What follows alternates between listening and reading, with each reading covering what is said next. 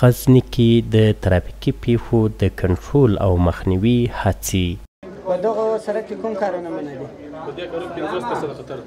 د غزني د ترافیک پولیسو مسؤلین وایي د ترافیکي پیښو د کنټرول او مخنیوي په موخه یې د دې ولایت په مقر ولسوالۍ کې چې د کابل کندهار پر لویه لاره پرته ولسوالي د موټر چلوونکو ته د ترافیکي اصولو او قوانینو د زده کړې په پار جوړ شوی سیمینار پای ته ورسید. مسؤلین وایي په دې سره غواړي موټر چلوونکي له ترافیکي قوانینو سره اشنا کړي او د ترافیکي پیښو مخنیوی وکړي.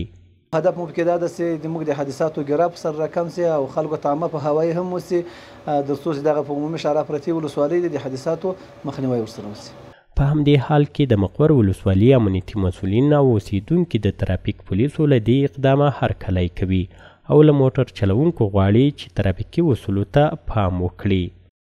ترافیکي پیښې تقریبا په 13 هفته کې موږ 4 ترافیکي پیښې درلودې، نو مشکلات زیات او ان شاء الله العزیز دغه د ترافیکو درس دا یو مهم درس و.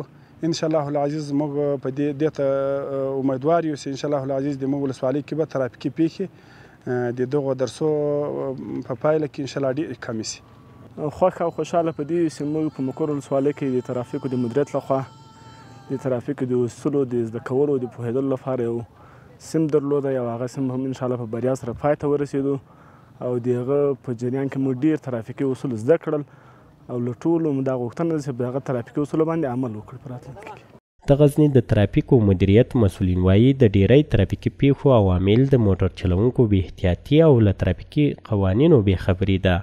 دوی زیاتوي چې د خلکو د عامه پوهاوي په موخه به دا ډول سیمینارونه د غزني په پاتې ولسوالیو کې هم جوړ کړي.